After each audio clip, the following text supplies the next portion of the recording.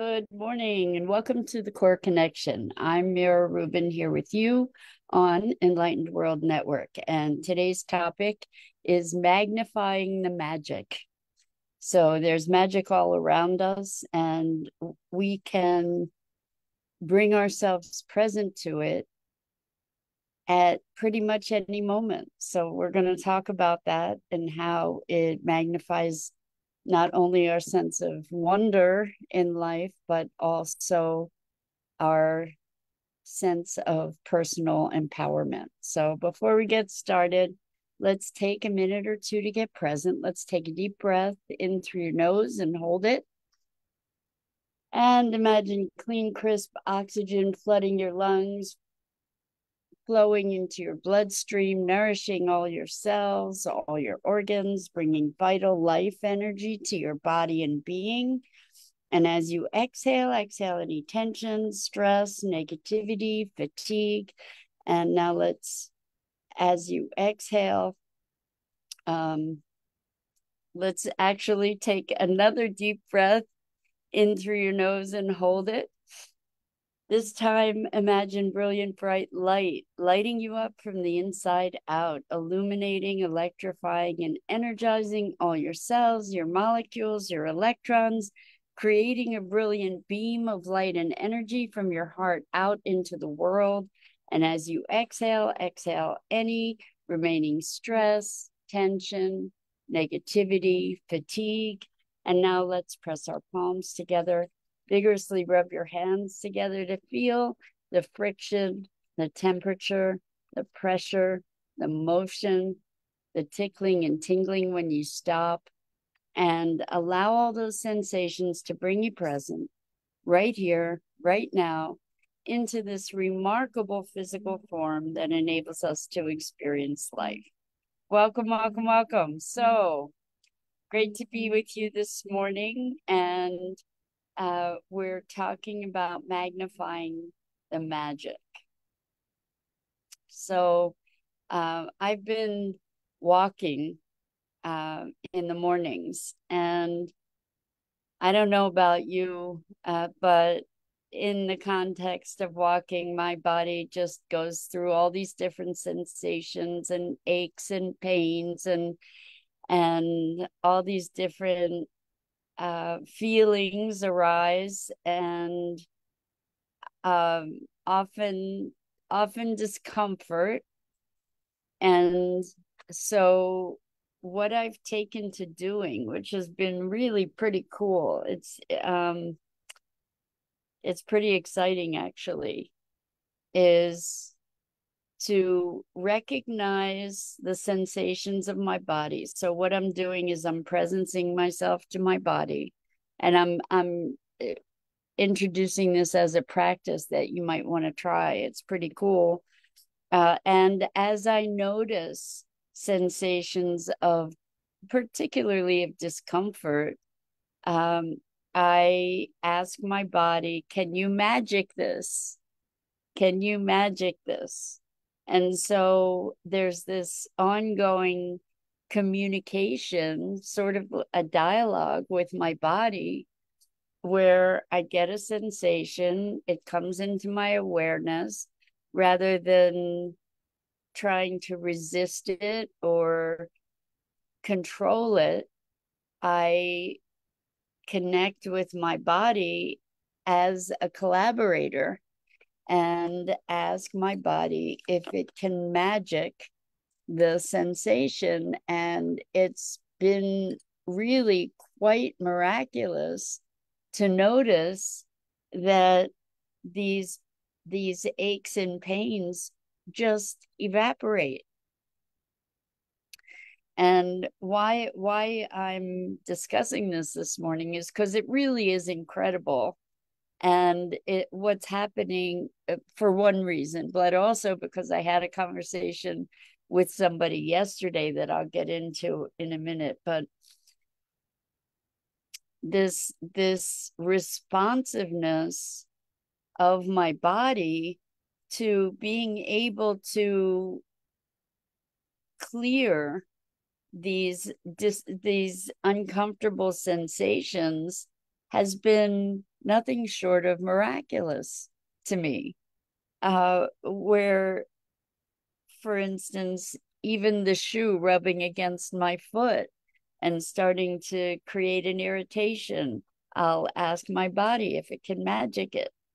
And then that irritation just dissolves. It's amazing. And so I invite you to play with it because it's really quite remarkable.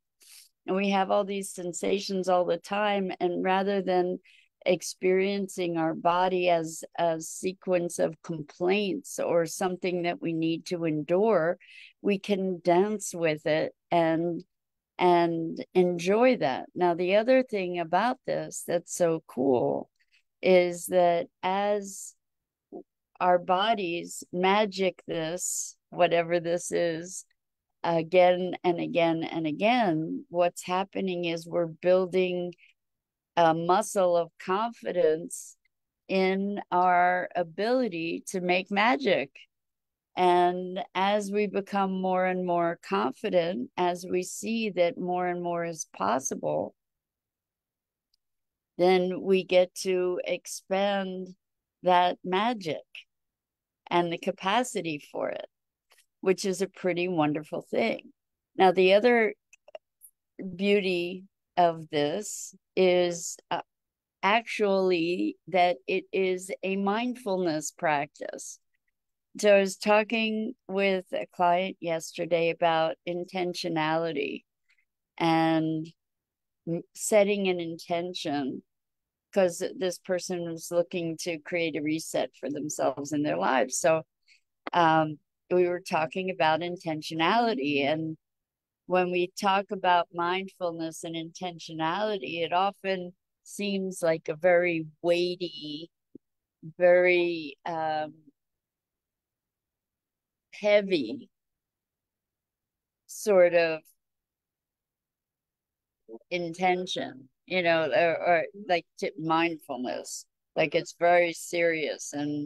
And um, what we were talking about is, well, why not make it fun? Why not be present to the magic and bring our presence to the magic? So in this walking practice, as all these sensations are arising, and now it's the practice is carrying over into other times when I'm not walking also. But when I recognize a sensation, instead of ignoring it or trying to push it away or deny it, I can say to my body, hey, can you magic this?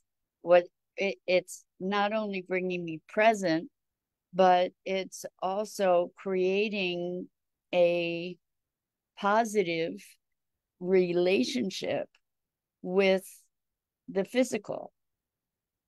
And so I invite you to try this. It's really quite amazing and exciting. And for me, magic is what it's all about. The magic of wonder and the miraculousness of our being and the fluidity of reality also. And as we start working with playing with, can you magic this? It opens up whole new arenas because it's sort of expanding what we imagine to be possible. So when we bring ourselves present, it doesn't have to be something heavy and serious. It can be lighthearted and filled with wonder and joy and potentials, possibilities, expanding our capabilities. And this whole notion of playing with the magic, as we experience more and more of the magic and our ability to tap into it, what happens is that we end up seeing more and more of it and experiencing more and more of it. So we're expanding our capacity to flow with that magic, to harness that magic, or to dance with that magic that's all around and within us. And to use that as we're building our muscles, to use it to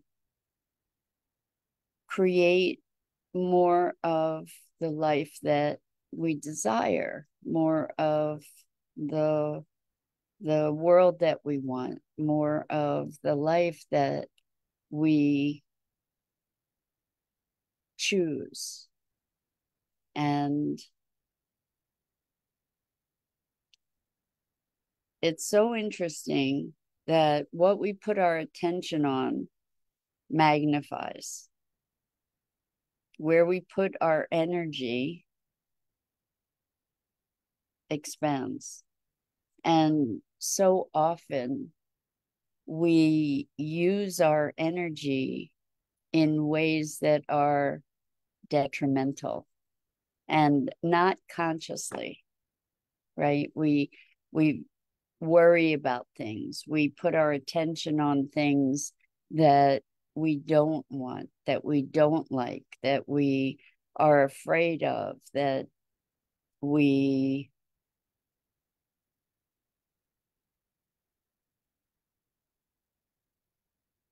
have a negative experience of. And so when we can be mindful, like mindful of the magic, for instance, when we can pay attention, then we can create something in a more deliberate way. So the intention of seeing the magic is a wonderful, enlivening, empowering practice. And it's funny, again, coincidences. This is what I'm calling the magic, is when we find all these wonderful coincidences and special gifts that move our hearts and souls. I had been talking about this magicking things yesterday with this client, and this morning I was doing an exercise from the Silva method on a program through Mind Valley. And what they were recommending is keeping a magic journal. So it was the magic that I saw today, or the magic that I experienced today. Again, what we put our attention to magnifies. So if we're putting more attention on the magic that we experience and that we have witnessed and that we have seen and felt and been present to, as we document that and put our attention there, looking for that, we will see more of it and we will experience more of it. So I invite you to join me in that practice of making the magic present, magnifying the magic, so that we can experience more of it, so that we can have life unfold in that wondrous way for us. So what does it take? It's a, so we're talking all the time about perspective and lenses through which we see the world and how we create our experience. This is so true. Always While it's not apparent that we have control necessarily over circumstance, we definitely have the ability to control or to empower ourselves in our interactions with circumstance. And it's really quite interesting that as we do focus on the magic, as we do focus on the positive, that more and more circumstances that seem kind of inexplicably magical, magically coincidental, for example, show up. And the more we see them, the more they show up. And it begs the question, were they always there? Or is our willingness to see them actually generating more of those situations and experiences? So these synchronicities that occur are just quite remarkable. We've talked about how maybe if the universe were, or our higher selves were trying to communicate with us, how might that happen? And it might happen through these wonderful synchronicities, through the magic. And it's interesting. It makes me think of the breakthrough journal that I ask my clients to keep. And I was having this conversation with a client who said she had heard this breakthrough journal called an evidence journal. And I love that because when we acknowledge ourselves, when we acknowledge our progress, when we acknowledge magic, what is it? It's an evidence journal. It's an accounting of, look, here's all this evidence that this is so. And so by documenting the magic, for example, we're creating this trail of evidence that helps to reinforce as a proof that the magic exists or that progress exists. And something magical, two really outstandingly magical things happened for me this morning. And you may not consider it magical, but right outside my front door, there's a cement porch, and there's a light that's in the roof of the porch. And for years, and I've been here for a long time, every year the birds build a nest there. And I think I've been here maybe 20 years, and I've only once, years and years ago, I saw a baby bird in there. And this morning, as I opened the door, I looked up and there was a bird. I don't think it was a baby bird. There was a bird sitting in that nest. And this is an occurrence that happened only once before, years and years ago.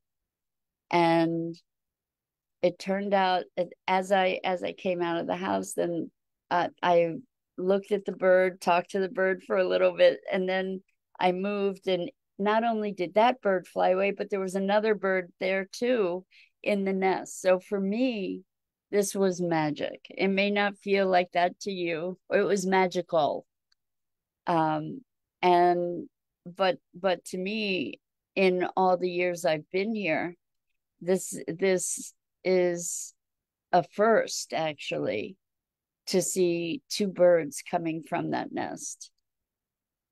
And then as I was walking, I've been blessed to see animals around as I was walking. And this morning, and I haven't ever seen this before, I saw a deer and two fawns by a creek. And I just live just outside of Philadelphia. So there are a lot of wooded areas. So I see deer quite often, but I haven't seen a deer with two fawns before. And it struck me as magic, um, and or magical, can we say? Just something that when we experience it, it moves us, it touches our heart in a certain way with wonder. Maybe those things are wonderful, full of wonder. And to me, I call that magic. There's just like this extra sparkle, this extra sense of wonder and delight that gets communicated. And that's the stuff that I live for. That's the stuff that lights me up, that lifts my heart. And it's available to all of us. We can allow that in. We can allow that heart opening, that delight. And the more we allow it, the more we attend to it, the more it shows up. So again, maybe a magic journal. I know many of us have like a gratitude journal or practice of writing our gratitudes, but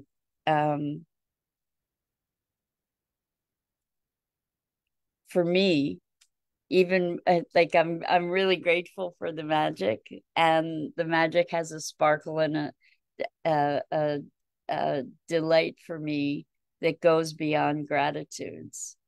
That really just has a spark and a lightness and a vitality, aliveness to it. And I wonder if that's the same for you. And if it is, if that's something that lights you up, then maybe consider creating this journal to celebrate those magical moments, those moments of wonder and joy and synchronicities. And I would be willing to bet that as you put your attention to those things more and more, that you will see and experience more and more of them. So we're looking at ways that we can consciously shape our lives to be more enriching, to be experiencing greater fulfillment, greater joy. And by deliberately focusing on those things, we can make intentionality, for instance, and mindfulness be something joyful. It doesn't have to be ponderous. It doesn't have to be heavy. It doesn't have to be like an obligation, like a discipline. It can be a joy. And I say discipline in terms of like the overpowering notion of discipline. We can adopt it as a discipline like being a disciple, being a, like following that joy, being reverent toward that joy and that wonder and awe and experience, and cultivate that and in our heart and being. And what happens is it lightens us, it enlightens us, and there's such a richness of vitality available to us that we can cultivate in a conscious way. And again, with the idea of asking your body, can you magic this? There's so many things that are being accomplished by doing that. One is cultivating magic. Another is cultivating a healthy and wholesome collaboration with our bodies and being. So dancing with our physicalness and noticing that that physicalness can be quite mutable. So it's an adventure, and I invite you to join me in it. So that's it for this morning. I'm Mira Rubin. This is the Core Connection, and I go live here each weekday morning at 9 a.m. Eastern on the Enlightened World Network Facebook page and YouTube channel. And I invite you to like, share, and follow me and Enlightened World Network. Dido, hi. Dido says a magical journal. Love it. Yes, I'm excited about it. Also, anyway, it, as always, it's a delight to be here with you and to have the opportunity to share in our human experience together. So until next time, follow the magic and lots of love.